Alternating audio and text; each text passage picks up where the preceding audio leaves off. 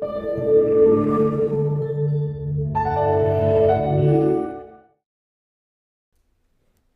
philosopher Arthur Schopenhauer said that truth passes through 3 stages: ridicule, then violent opposition, finally acceptance as if self-evident. I believe that innovative ideas will pass through those same 3 stages. I lived this when I led a project called Orion. Orion looks at the things a delivery driver needs to do. By the way, it stands for On-Road Integrated Optimization and Navigation. It tries to figure out the best way for a delivery driver to run his or her route. It first looks at the stops that need to be served, but some things have to happen at specific times, like your errands on a weekend. You need to get to the bank before it closes. Figuring this out is much more complex than it appears, and I'd like to give you a little insight. Let's say you have 6 things to do. Let's look at this mathematically and understand what complexity means from that perspective. There's 720 ways you can do 6 things. 720 different orders to accomplish those tasks. If you have 10 things to do, the math says there's now more than 3 million ways to do that work. And if we make it 12, almost 500 million ways to do just 12 things. If this is surprising, look how many ways there are to do things as tasks increase. This is called combinatorial explosion.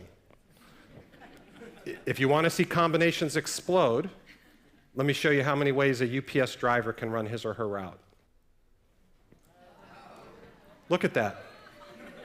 It'll stop eventually, trust me. This is one driver for one day. There is no word for this number. In fact, it's so large, it might as well be infinite. And this is where the idea for Orion sprung. The thought that people, even professional drivers, can't think through these alternatives. But our scientists said that operations research and advanced mathematics could. So we started a project that would last a decade, eventually requiring 700 people to solve a problem others didn't think we had, using mathematics on this scale. I could have just worn a target on my shirt, right?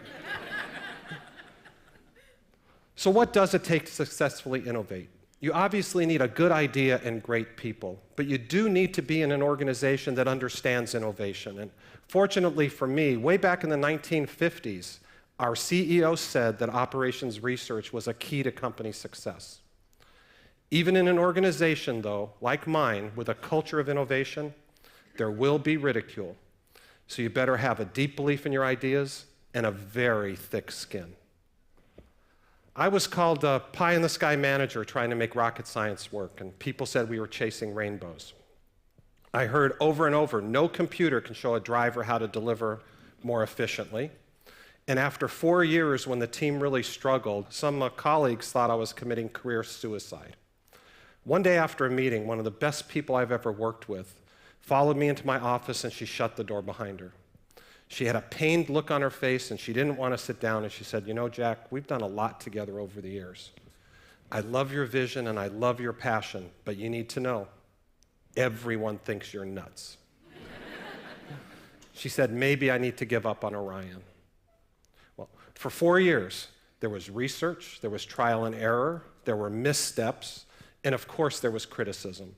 And I have no secret for persisting through this stage. It might just need to be part of your DNA. I know that I don't like status quo, and for as long as I can remember, I wanted to make things better. And I don't mean incrementally better, I mean next generation better. I've spoken to lots of innovators, and they all seem to feel the same. They're drawn to these type of hard problems. If it were easy to do, someone else would have already done it, right? In those days, there were way too many evenings that I went home feeling maybe they were right. Maybe this problem was just too hard. I made a point to shelter the team from my doubt. I thought they needed to see me as a rock. In year 5, my belief in them and in Orion paid off, because it finally starts working in the lab. We now need to move from research to development, from theory to practice. We need to be a real project and have an executive sponsor. Along comes Chuck. Chuck is a vice president. He's a great engineer and a great leader, and he has a track record of supporting innovation. So I set up a meeting, and I walked him through Orion. Step by step, I explained the breakthrough science. And when I put up my thank you slide, no doubt in my mind, this man was dazzled. Chuck sat up in his chair and he looked at me. He really didn't have any emotion on his face. Then he cleared his throat. And he said, "So, are you working on anything important?" I was deflated. My heart sunk. I lost the color from my face, I'm sure. And this man, my mentor, didn't see what I did. And I assure you, I didn't sleep a wink that night. Well, we met again the next morning. We wanted to show him a prototype that we built of Orion. We went in a rental car. We wrote a driver's route using the system. About an hour into the ride, Orion does something counterintuitive. It decides it's going to drive right past 3 deliveries and come back and do them later. A driver's never going to do this. See, Orion thinks differently than you and I. It doesn't think about what's the best thing to do now. It thinks about what's the best thing to do for the whole day. Orion figured out that coming back here later was going to cost a half a mile now, but the penalty of doing this work at this moment meant we were going to have a bigger problem later, like maybe not getting to the bank on time. Well, I wanted to explain to Chuck why Orion did what it did. The wheels were spinning, and I could see it on his face, and he told me to be quiet, and he gave me his hand like that. Then all of a sudden, like you see in a movie, a cartoon, a light bulb goes off over Chuck's head. And he said, "We've been wrong all along in how we taught drivers to deliver, haven't we?" And I said, "Yes." He said, "This is big, isn't it?" I said, "That's what I've been trying to tell you." Chuck becomes Orion's greatest supporter. He sets up meetings throughout the corporation with senior leaders. We demonstrate the system, and Chuck would work to get their buy-in. And you'd think with this kind of support, the chatter stops. Nope. It only gets more pointed.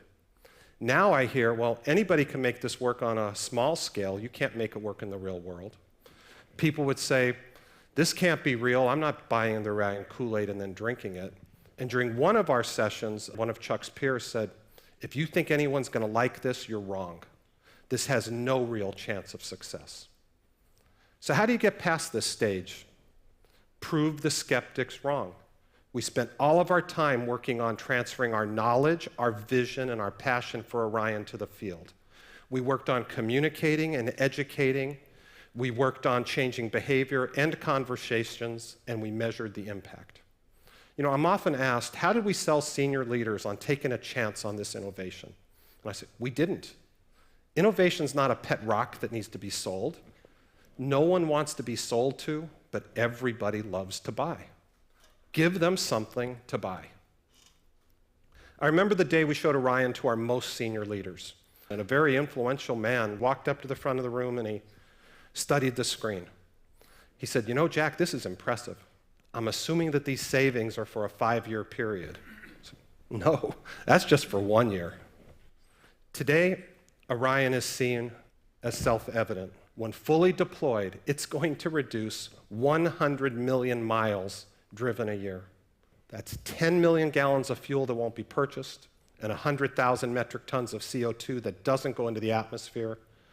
We will reduce between $300 and $400 million of cost.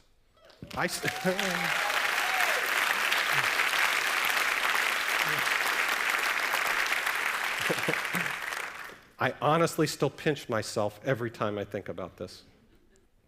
I'm often sharing our learnings with Orion with others, countless people.